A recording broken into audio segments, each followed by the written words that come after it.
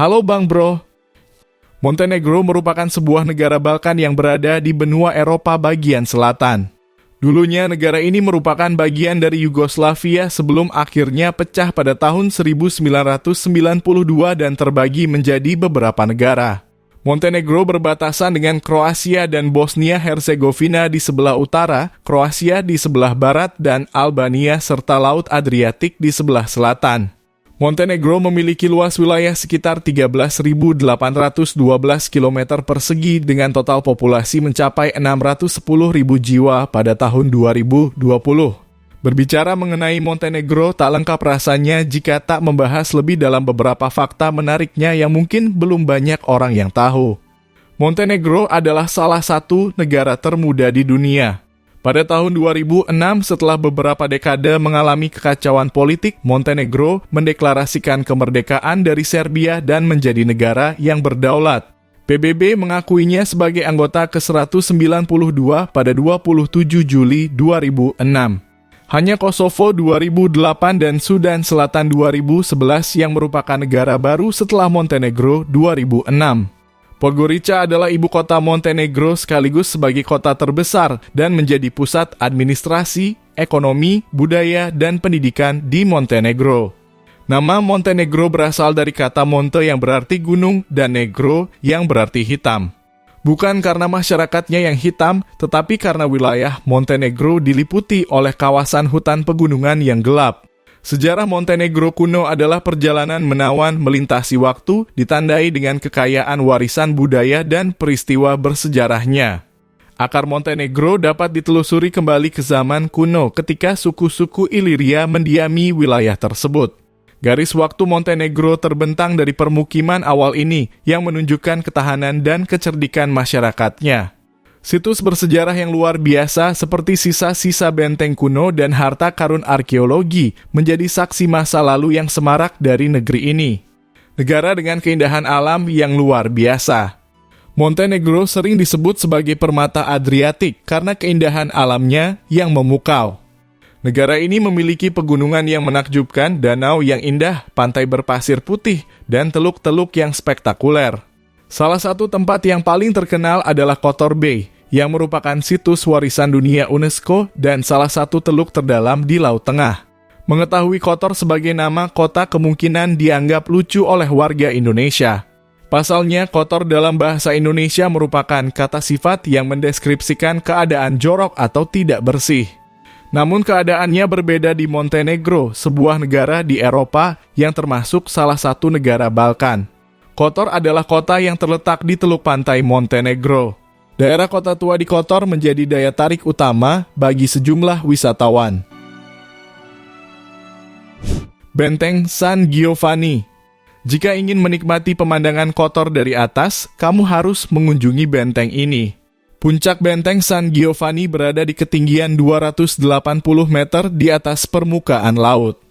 Ketika di atas benteng, kamu akan terhipnotis dengan pemandangan kota Kotor yang rapi dan hamparan perairan biru dari Teluk Kotor. Blue Cave atau Goa Biru.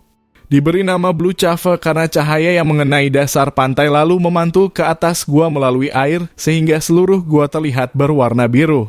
Kamu dapat melihat cahaya biru bersinar keluar dari gua ketika mendekat. Namun bila ingin melihat lebih jelas, kamu harus masuk ke dalam gua dan menyelam ke dalam air. Di Montenegro, menurut penduduk lokal, terdapat sungai paling aneh di dunia, yaitu Sungai di Bojana, yang mengalir berlawanan arah. Ternyata karena dasar sungai di beberapa tempat terdapat di bawah permukaan air laut dan karena hempasan angin dari selaran air dari laut naik lagi ke sungai. Islam di Montenegro. Islam di Montenegro adalah agama terbesar kedua setelah agama Kristen Ortodoks Timur. Menurut perkiraan Pew Research Center pada tahun 2020, 130.000 warga Montenegro atau 20.3% memeluk agama Islam. Sedangkan menurut sensus 2011, 118.477 penduduk Montenegro atau 19.1% dari total populasi menganut agama Islam. Islam di Montenegro memiliki sejarah yang panjang. Pada tahun 1478, Montenegro berada dalam ekspansi Kekaisaran Ottoman. Seorang tua yang terlahir di Montenegro, Ivan Crnojević, kemudian mengutus pasukan dari Italia dan Venezia untuk menyerang mereka. Namun mereka dikalahkan dan menerima pemerintahan Turki Utsmani di Montenegro yang berada di Shkodra. Putra bungsu Ivan Crnojević diangkat menjadi perwakilan pemerintahan Turki Utsmani sebelum akhirnya menjadi mualaf.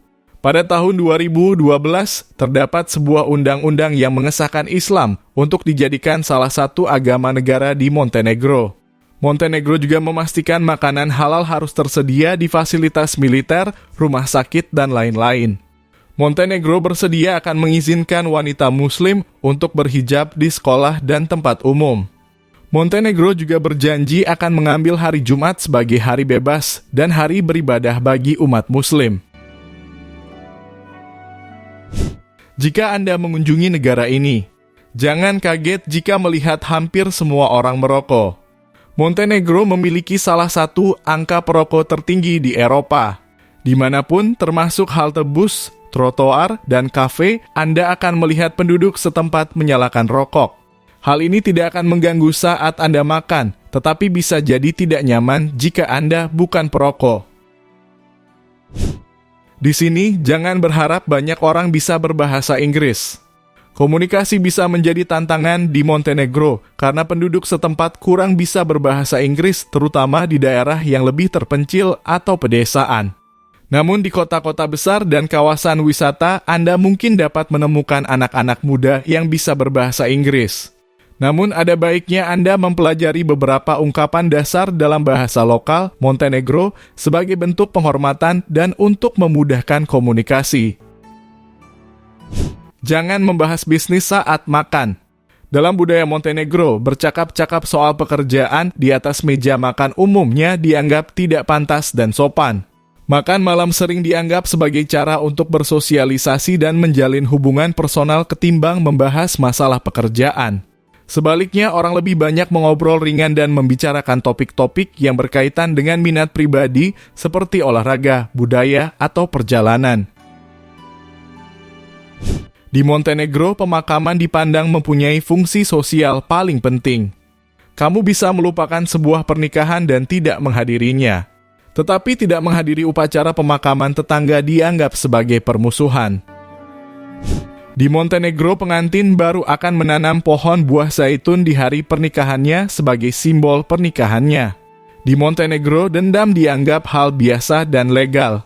Di sana ada undang-undang dendam yang bernama krvna. Menurut undang-undang ini, seorang warga negara harus membunuh orang yang telah membunuh keluarganya atau membunuh keluarga dari pembunuh. Di Montenegro terdapat joget tradisional yang dinamakan oro yang tidak menggunakan alunan alat musik. Hampir setiap rumah di Montenegro dihiasi dengan 3 benda, yaitu foto atau gambar Santa Pelindung, gambar Maria, dan gambar Yesus. Orang Montenegro adalah yang paling tinggi di benua Eropa. Montenegro menjadi salah satu negara yang penduduknya memiliki tinggi badan tertinggi dunia, yaitu rata-rata 183 cm. Penduduk Montenegro tidak suka mengingat perang dan lebih baik tidak membicara hal perang. Orang Montenegro merasa paling tidak nyaman dengan peta negaranya karena areanya yang terlalu sempit sangat sulit untuk memetakan bahkan menggambarkan sesuatu yang berhubungan dengan negaranya dalam peta. Penduduk Montenegro adalah yang paling banyak mempunyai smartphone per kapitanya di Eropa. Montenegro juga negara yang kecepatan internetnya paling lambat di Eropa.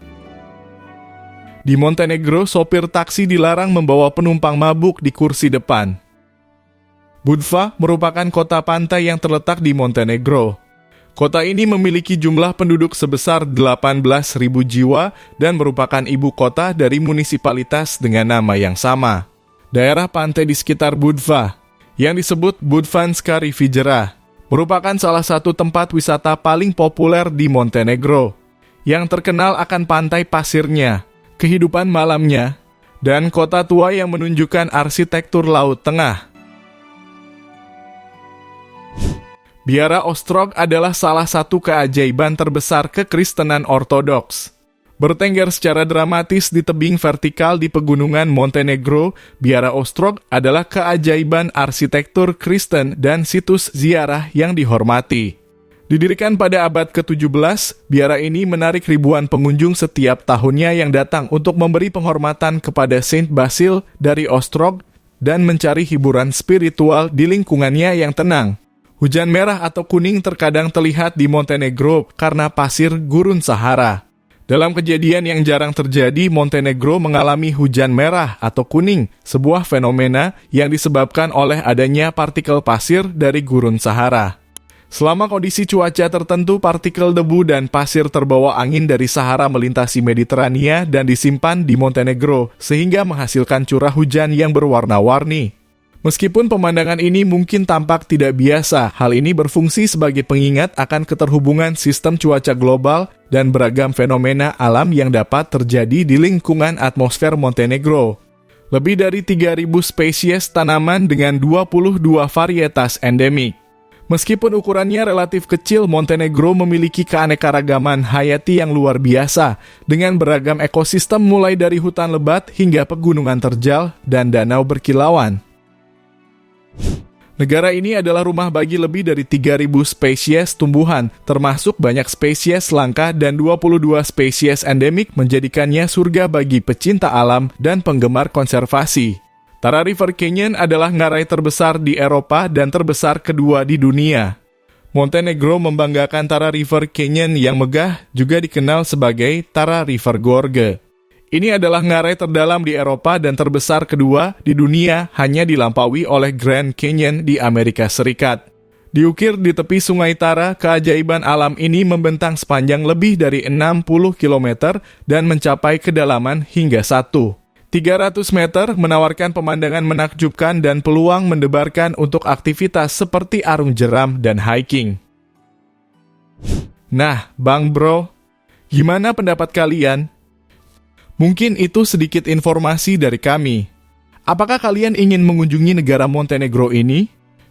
Sekian dulu ulasan terbaru kami. Jika ada kesalahan dalam penyampaian video, mari kita diskusi bersama di kolom komentar. Dan jika kalian menyukai video kami, silakan like, comment, subscribe. Serta sebarkan ke teman-teman kalian agar teman kalian tahu apa yang kamu tahu. Terima kasih sudah menonton. Sampai bertemu di video selanjutnya.